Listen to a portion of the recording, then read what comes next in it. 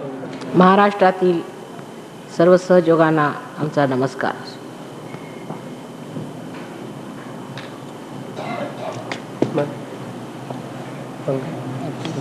तुम्ही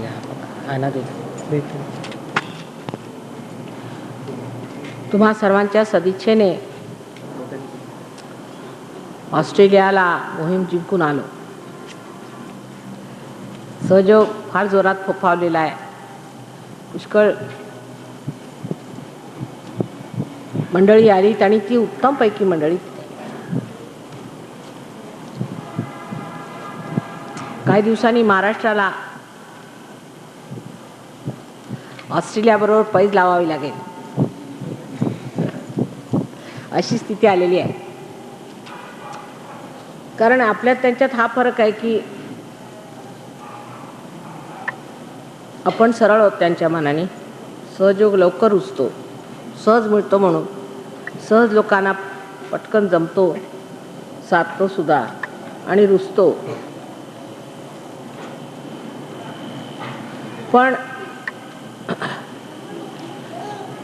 सहयोगामध्ये गहनता यायला पाहिजे. पुष्कळांना गहनता येणं म्हणजे जेवढं ध्यान केलं आपण आणि मौन स्थितीत राहिलो तितकी गहनता येते. पण विचार असा करायचा की गहनता येऊन करायचं काय, प्रकाश वाढून करायचं काय, कशासाठी? दुसऱ्यांना प्रकाश देण्यासाठी, दुसऱ्यांचं भलं करण्यासाठी. म्हणून महाराष्ट्राच्या सहयोगांना आता एक आवाहन आलेलं आहे. जशी मेहनत ऑस्ट्रेलियाचे लोक करतात तशी मेहनत आपण करायला पाहिजे, तेव्हाच तुम्ही पैज जिंकणार. त्याचा पूर्वजन्माचं पुष्कळ आहे. म्हणूनच या मोठ्या महान देशात तुम्ही जन्माला आलात. महाराष्ट्राच्या भूमीत विशेष करून जन्माला आलात. पण तरीसुद्धा लक्षात ठेवलं पाहिजे की ही पुंजी किती दिवस आपली चालणार आहे, पुढे जोडायलाच पाहिजे. त्यासाठी नुसती ध्यानधारणा, स्वच्छता हे तर आपण करतोच आहोत आणि केली पाहिजे.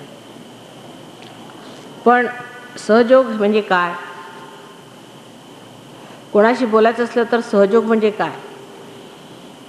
अजून पुष्कळांना हे माहिती नाही की पायाला व्हायब्रेशन्स येतात तेव्हा कोणचं चक्र कुठे धरतं, कोणत्या बोटाला पकड येते, याची सुद्धा पुष्कळांना माहिती नाही. नंतर कुंडलिनीचं जागरण झालं जरी ते समजतं आपल्याला की ती इथे थांबली, इथे रुकली आहे, कारण आपल्यामध्ये गहनता आहे. पण तिला वर कशी उचलायची, त्याच्यात काय खास खळगे आहेत, त्याच्यामध्ये काय खुबी आहे, ते निष्णात होणं, ते जोपर्यंत होणार नाही तोपर्यंत प्रकाश मिळून सुद्धा तो वाया जाणार. म्हणून प्रत्येकाने लक्षात घेतलं पाहिजे की आम्ही अभ्यास केला पाहिजे सहयोगाचा. प्रत्येकाला हे जाणलं पाहिजे की कुंडलिनी काय, तिचे अंग काय आहेत, तिचे प्रकार काय आहेत, ती उठल्यावर पडते का, पडल्यावर उठवायची कशी. त्यासाठी सगळ्यात उत्तम हे आहे की प्रत्येकाने सहयोगावर एक लेख लिहायला काढायचा. प्रत्येकाने, पुरुष असोत बायका असोत, सरळ सहयोग म्हणजे काय असा एक लेख लिहून काढायचा. निबंधाचा किती लांबलचक लिहा, किती मोठा लिहा, त्याला काही फरक नाही. आणि तो तसा लांबलचक लिहून काढल्यानंतर स्वतः बघायचं आम्हाला किती समजलेलं आहे सहयोगाबद्दल.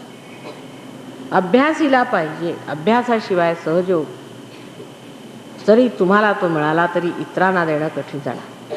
परत दुसऱ्यांना असं वाटतं की हे सहयोगी आहेत पण यांना माहीत काहीच नाही, माताजींच्याच दमावर सगळं चाललेलं आहे. तसं व्हायला नको. कबीराचं काही शिक्षण कॉलेजात झालं नव्हतं, नानकांनी काही कॉलेजात शिक्षण घेतलं नव्हतं. त्याला काही शिक्षण कॉलेजात घेतलेलं असलं पाहिजे अशातली गोष्ट. आधी सर्वसाधारण शेतकरी होते, त्यांनी सहजोगावर लिहिलेलं आहे.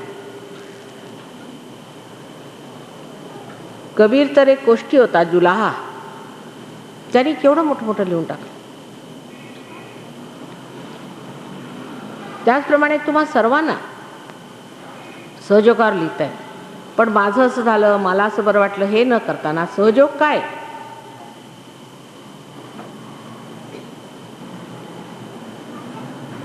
आणि ह्याचा महायोग कसा होतोय. तर सुरुवात, कोणताही निबंध लिहिताना प्रश्न विचारले पाहिजेत. 5 प्रश्न आहेत त्याला. आता निबंध शिकवते तुम्हाला मी.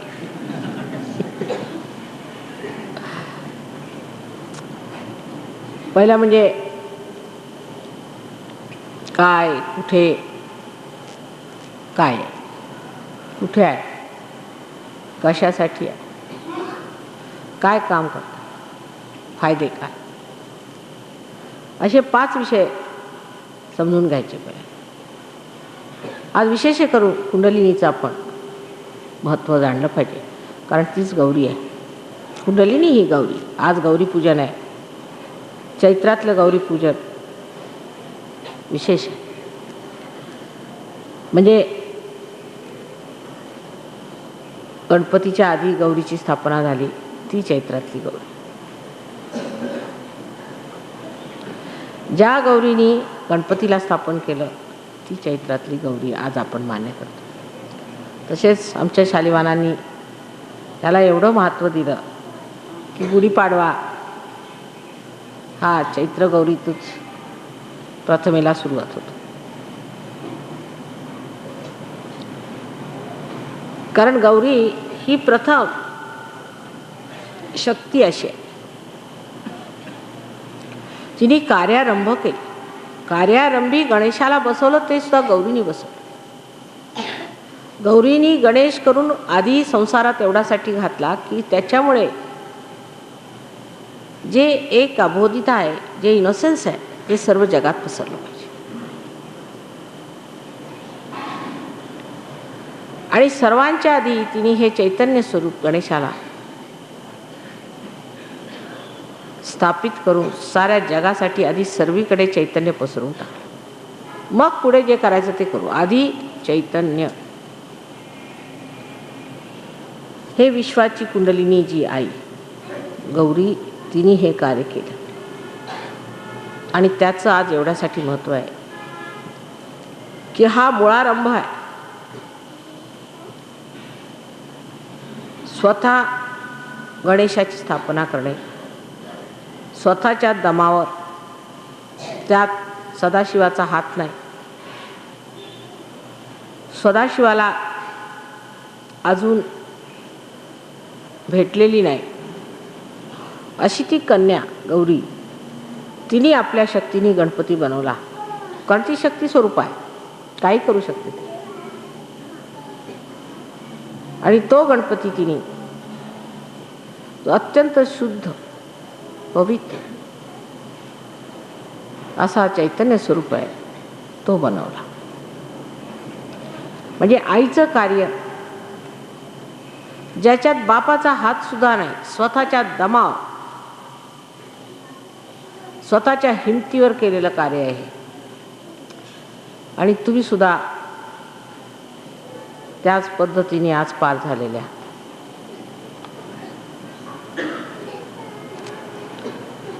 एक कन्या, तिने एका मुलाची स्थापना करणं म्हणजे आपल्याकडे अशक्य गोष्ट. शुद्धावस्थेत शक्य असते, पण जे अशक्य आहे ते करतो, म्हणूनच तो परमात्मा आहे. जे सगळीकडे शक्य आहे ते जर तो करेल तर तो मनुष्य होऊन जाईल. म्हणूनच ती परमेश्वरी शक्ती आहे, म्हणूनच ती ईश्वरी शक्ती आहे, जे अशक्य तिने करून दाखवलं. पण ते अशक्य आज तुमच्यामध्ये घडून आलेलं आहे. तुमचा पुनर्जन्म झाला, आईनेच केला. आणि ती कुंडलिनी जी तुमच्यात आहे, तिने हा चमत्कार करून दाखवला की तुमचा तिने पुनर्जन्म, तुम्हाला जन्म दिला. अजून शिवाशी भेट झालेली नाही, ती सदाशिवाशी भेट व्हायची, वेळ व्हायची, ती अजून वेळ झालेलीच नाही. त्याच्या आधीच तुम्हाला पार करून टाकलं. अशी ही गौरी आई, कन्या स्वरूपिणी, शुद्ध, अत्यंत शुद्ध शक्ती.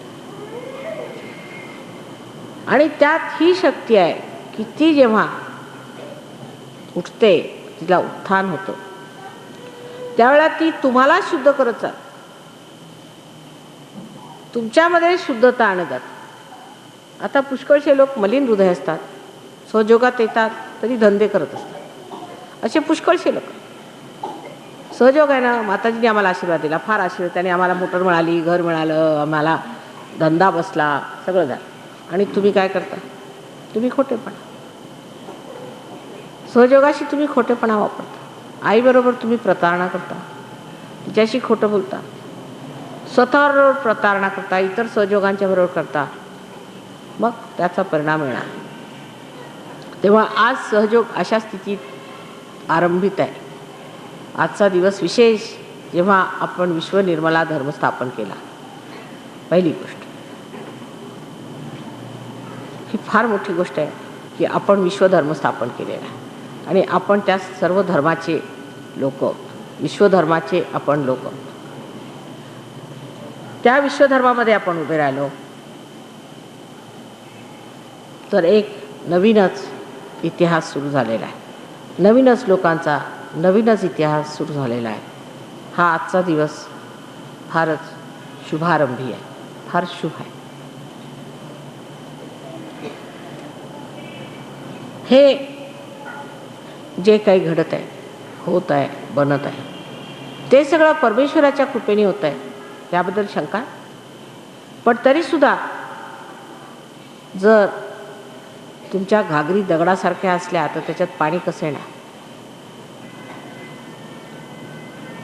तेव्हा हृदय हे स्वच्छ करायला पाहिजे. हृदयामध्ये किलबिश ठेवून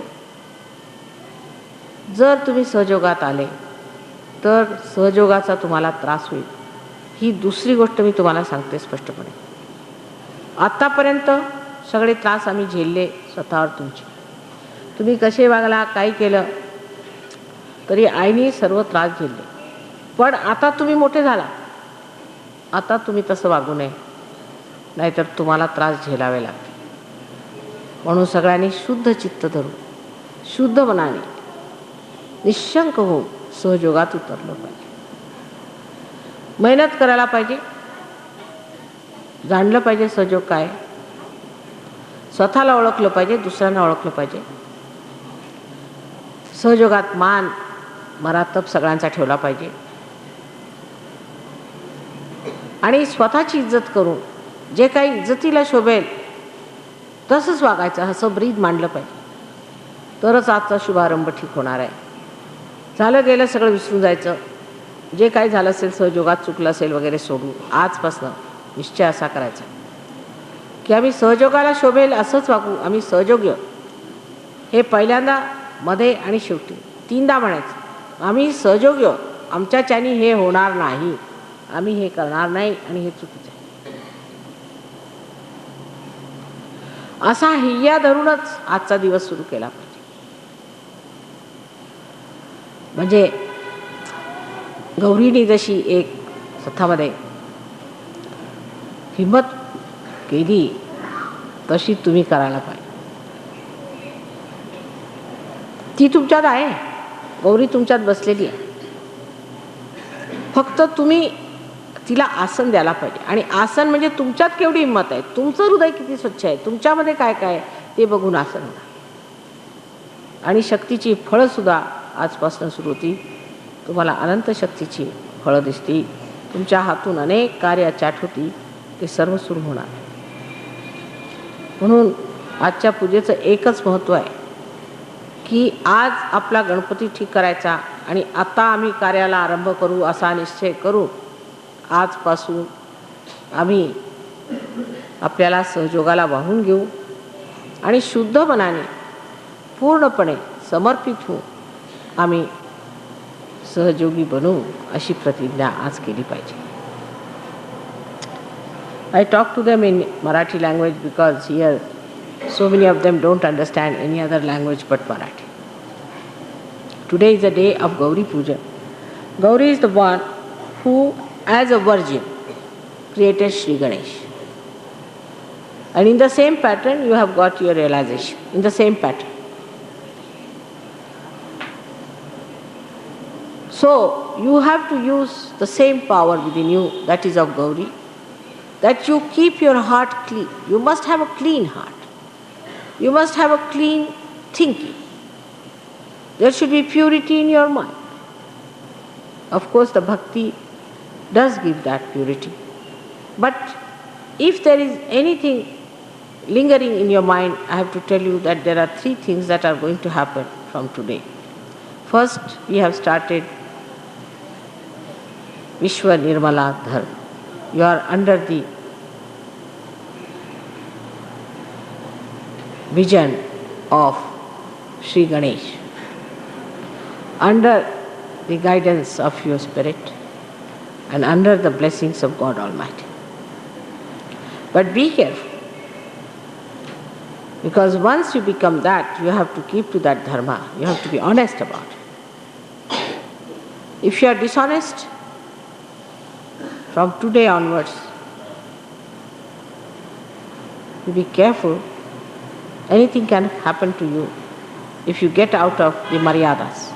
Till you keep to the maryadas of Sahaja Yoga, saying morning, evening, night, that I am a Sahaja Yogi, nobody can hurt, nobody can trouble you. On the contrary, you will be enjoying life if you keep to the maryadas.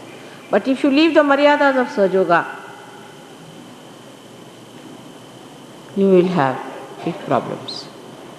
So this is the second thing I want to tell you. That today we have started the great religion which was promised long time back of realized souls. Now the third thing is that with all these things we are doing, we must promise to God also that we will know about Sahaja Yoga through proper understanding, reading, every word of it. We will master the knowledge of Sahaja Yoga. We will keep ourselves clean and completely surrender our lives to Sahaja Yoga. This is what you have to promise in your heart. Surrendering to Sahaja Yoga is actually surrendering to joy, bliss and peace. In that, you are the gainer. Nobody is a loser in that. This is how today we have to decide once for all. Today is the day, as you know, my forefathers call it the first day of the year. And they have the kalasha and the shawl of the goddess as the emblem, or you can call it as a flag of Shalivahanas. In any way, my delay is important because there was Amavasya earlier and we had to get rid of that Amavasya for the first day to start. That's how the delay was there was jam, everything is arranged. You should not worry. Why there is delay, why there is this. Sometimes I may come earlier, I may come later. It's all arranged because during Amavasya, how can you have my puja? Simple thing like that. It's all arranged, it's all worked out. Everything is fine. Just be yourself. Don't get upset with anything. Don't get worried on anything. Just try to keep absolutely peaceful. I'll give you some tests by seeing how much you keep to that situation of complete peace within yourself. If you have done no wrong, if you are a Sahaja Yogi, there should be no disturbance. If others have done wrong, it's all right. Doesn't matter. You have not done anything. As long as you have done no wrong, there's nothing to worry. And as it is, even if you have done some wrong, God is there to forgive. So don't have any worries, nothing. Have all the strength, have all the courage, and go ahead with this promise onward, because I think now Sahaja Yoga is going to take a new turn. Definitely it is going to take. We are going to come up to a stage where thousands and thousands will join Sahaja Yoga. But first of all, those who are in the foundation, who are the first people, must work very hard to keep themselves above all kinds of foolish temptations, all kinds of foolish things we have been doing, which is asaj. Language should be sweet, your behavior should be good, it should be very gentle and soft. You should move like a yogi, live like a saint, and people should see through you the greatness of Sahaja Yoga. May God bless you all.